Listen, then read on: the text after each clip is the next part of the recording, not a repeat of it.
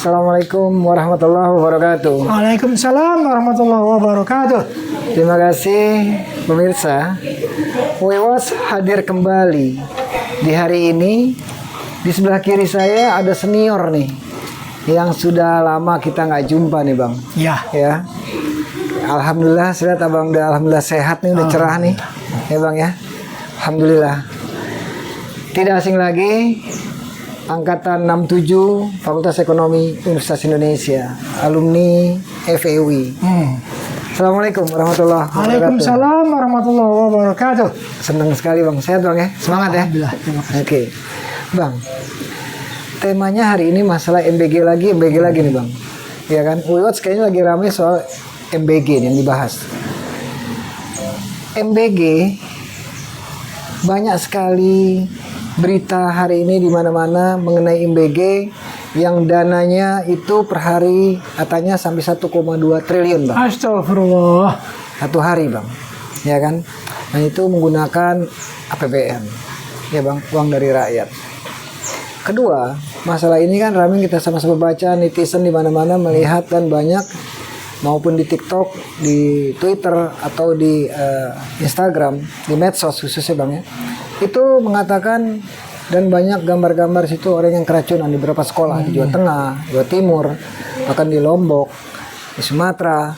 Nah, menurut abang banyak sekali permintaan untuk di stop MBG ini.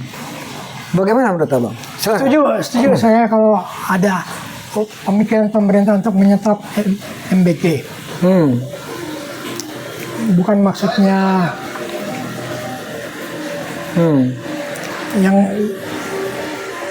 di stop tidak ada MBG, mungkin diberikan dalam bentuk lain. Kalau diberikan uang saja senilai, itu kan lebih mudah prosesnya. Sebab maksudnya uang itu buat siapa bang? ya Buat orang tuanya, orang tua muridnya. Oke. Mungkin itu satu jalan yang paling sederhana, gampang. Bahkan lebih hidup sehat kan anak-anaknya kan. Betul. Tidak keracunan, tidak apa semuanya kan itu ya. Oke. Lalu? Sebab kita ini bangsa yang suka berpura-pura.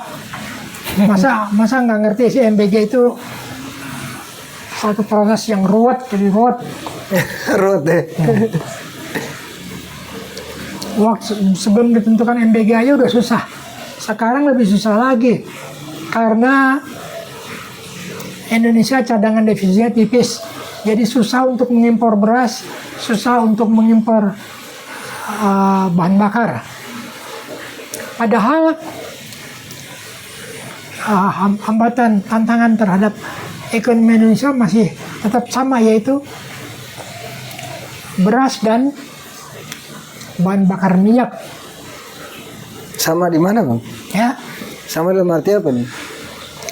masih belum berubah tantangan terhadap beras dan Oh ya, harga minyak tinggi, harga minyak naik, ya beras naik gitu kan. Tapi ya kan? Itu Indonesia kan memang kondisi ekonomi yang lagi ya memang nggak carut marut ini kan gitu ya. Oke. Lalu? Tapi kenapa Indonesia tidak berusaha untuk mencari jalan keluar dari situ? Solusinya bagaimana menurut abang? Solusinya adalah sederhana. Sebagai ahli ekonomi, ada Dr. Daban Huri pernah mengatakan ya diinikan aja. Indonesia kan negara yang sangat subur. Kalau rakyatnya digebah suruh nanam padi, itu 1 tahun produksinya bisa 3 kali.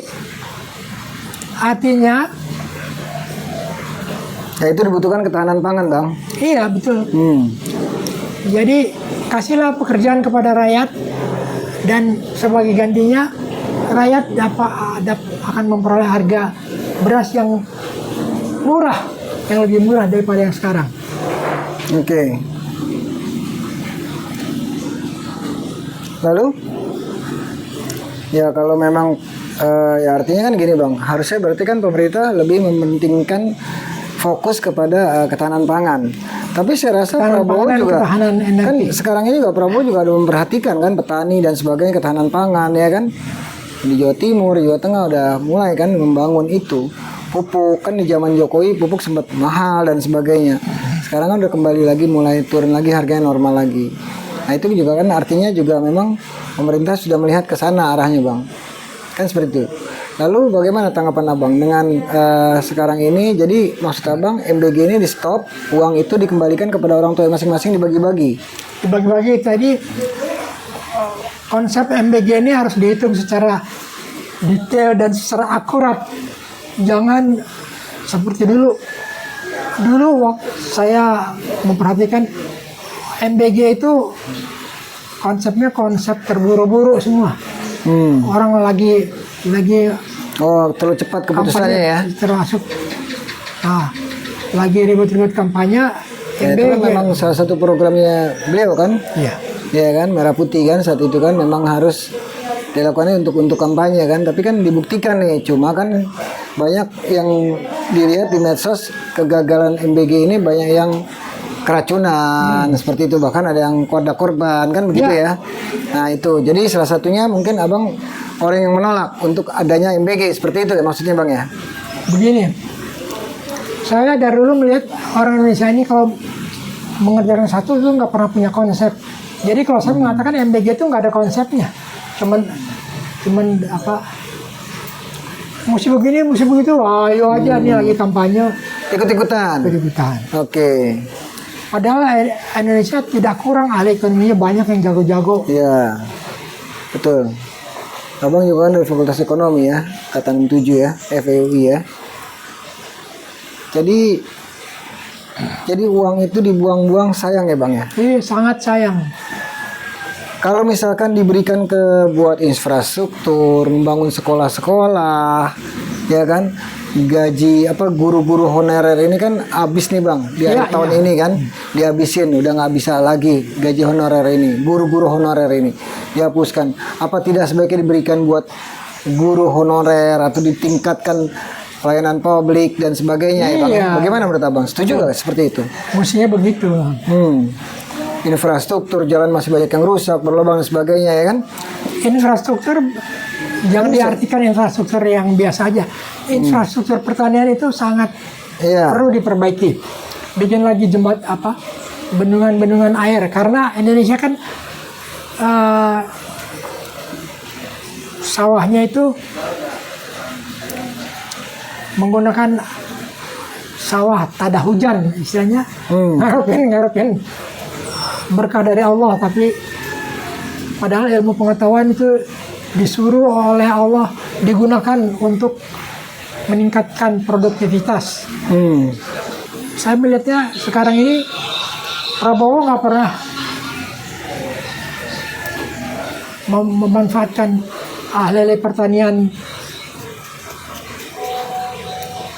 Padahal Indonesia waktu zaman Pak Harto dalam waktu 14 tahun dari tahun 67 sampai 81 itu berhasil mencapai swasembada pangan. Ya betul. Itu suatu prestasi yang harus dibanggakan.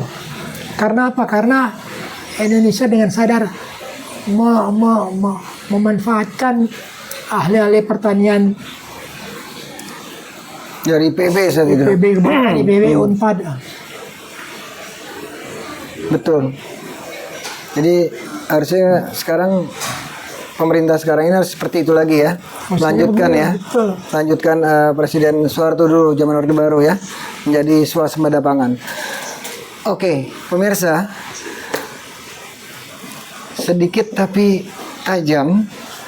Abang kita ini mengatakan tidak setuju dengan MBG. Ya. Jadi kesannya mengambur-amburkan uang ya bang ya? Iya. Oke. Konsepnya masih mentah sekali. Masih mentah sekali, terlalu terburu-buru ya bang ya membuat itu. Masih banyak kekurangan-kekurangan lain yang memang harus kita terapkan step by step di Indonesia ini untuk mencapai pertumbuhan ekonomi yang maksimal. Karena Menteri Keuangan kita Bapak Purbaya ini kan mengatakan akan targetnya sampai 6,5% sampai 2027. Kita doakan dan mudah-mudahan didengar ini podcast tayangan ini ke Bapak Prabowo presiden kita yang kita hormati, kita cintai semua. Semoga didengar sampai ke istana. Amin. Begitu ya Pak ya. Amin. Terima kasih Watch. Kita akan jumpa lagi di minggu yang akan datang. Saya Vicky Balfas. Sebelah kiri saya Bapak Asril Hasan. Assalamualaikum. Terima kasih. Assalamualaikum warahmatullahi wabarakatuh. Waalaikumsalam. Realitas Ya, Justisia. Justisia.